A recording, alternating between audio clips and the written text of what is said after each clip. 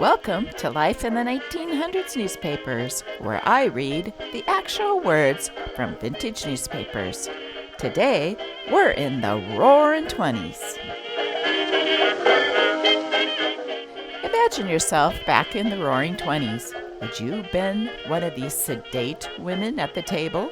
Or would you have been a fabulous flapper like Clara showing her here having fun at the beach?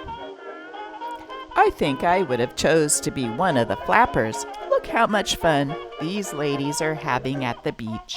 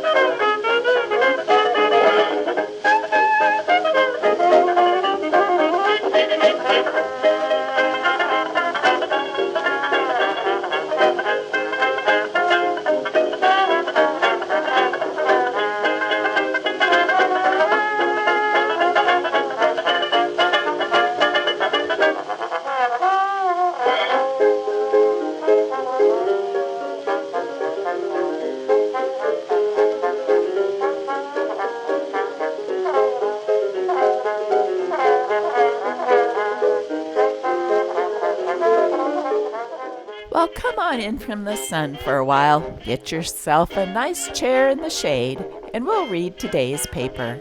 It is the Martinsburg Journal from Martinsburg, West Virginia, dated February 27th, 1929.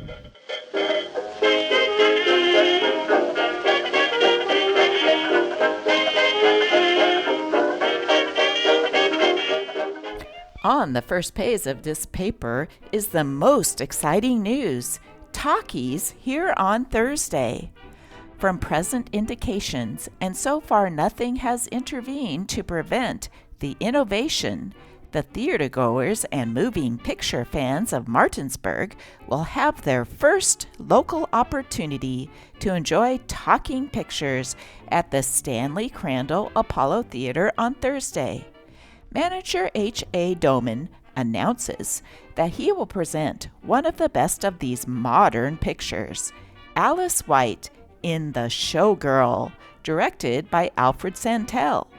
This will be the Apollo's initial offering of talkies, synchronized with special musical scores, singing, and other sound sequences.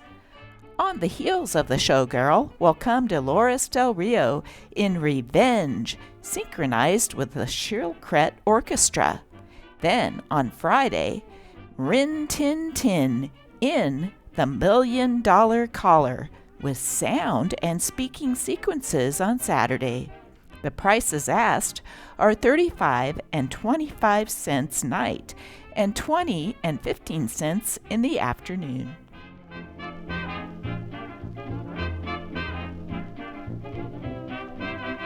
The first electrically recorded talking picture was shown non-commercially.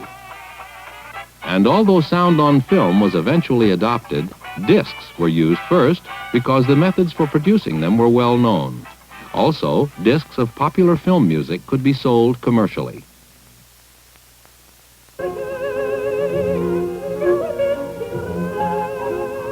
Yet by late 1924, practically every major studio in Hollywood had rejected the idea of talking pictures.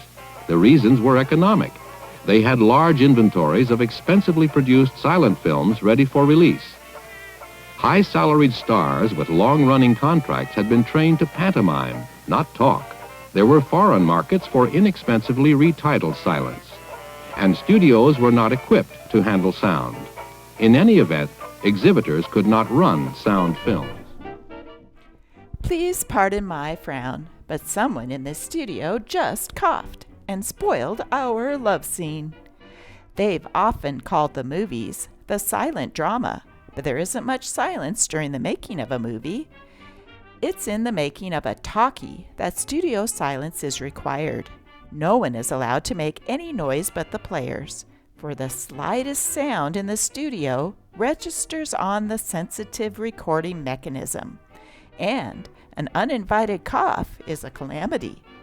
The other day, someone coughed during the recording of a love scene. Since then, Old Gold cigarettes are the order of the day, for as all Hollywood knows, there's not a cough in a film full.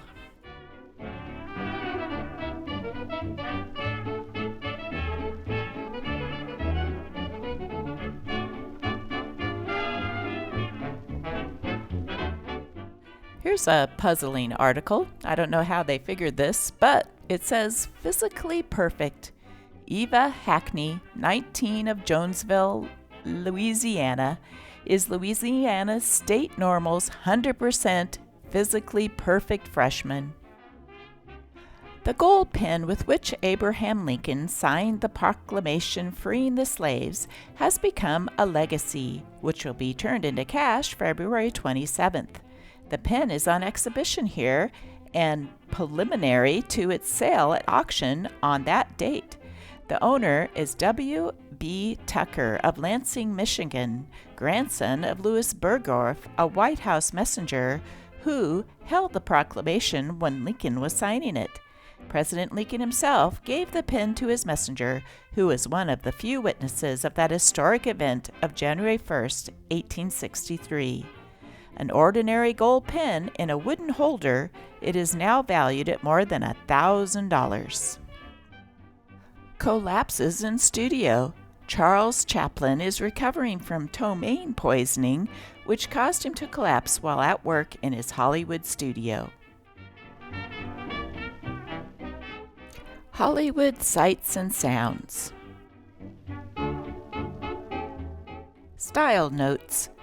"Looky, that ermine wrap," exclaims a saucer-eyed flapper as a cinnamon queen advances regally on the arm of a tuxedo-clad escort, and the saucer-eyed flapper's girl companion is taking notes, jotting down the names of the exalted she has seen. There are too many to remember, and she must not omit a single one when she writes to her friends about it. While we're on the subject of fashion, what about the fashion of, spit? Spit curls, that is. Having a few spit curls in your hair was quite popular in the 1920s.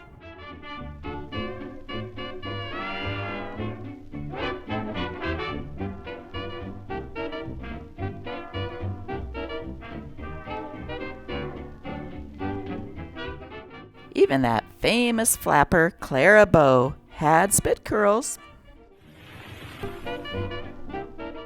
Sage tea turns gray hair dark. Every woman with gray, faded, or streaked hair is entitled to do something about it, for it's every woman's birthright to retain her youthfulness and charm as long as she can.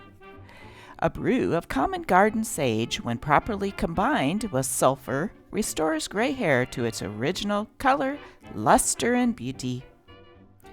The picture you're looking at above is model and actress Louise Brooks.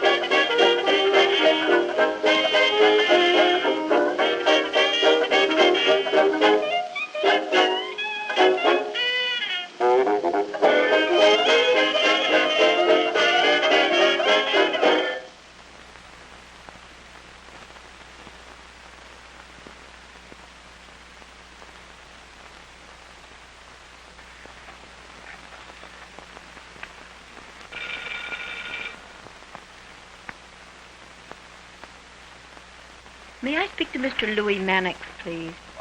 Quiet, my wife. Don't get excited. I just thought you'd like to know I've sold the body down the river. I'm going to marry young Spotswood. Splendid. Yes, darling. And I've decided that you're the best man. Best man? Yeah, the best man I know of to kick in with a nice, handsome present in cash. See here, you know I can't afford. What do you mean is, you can't afford to let the ball and chain know what a big-hearted Santa Claus you've been. Now look here, I've told you what I'd do to you if you ever got to the wife. Forget that bunk. And be on my front porch after the show with that Jack, or I'll get to your wife all right. For a public anxious to understand how the silver screen got its voice, animator Max Fleischer, in this 1929 film, created 3 characters, Mutie, Talkie, and Dr. Western, to explain the phenomenon. Hey, Mute, what's the big idea of busting up my act?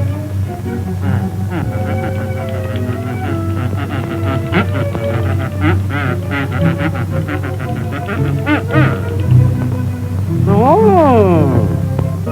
Though the heart be weary. Now I'll explain.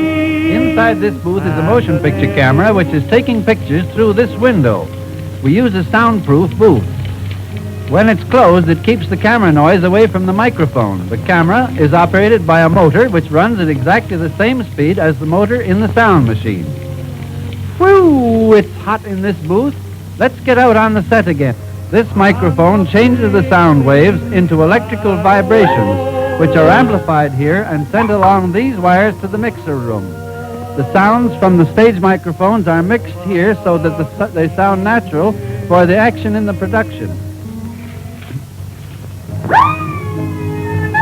Talkie, there goes your cue. You're next on screen, while Mutie can go try on his new voice. Okay.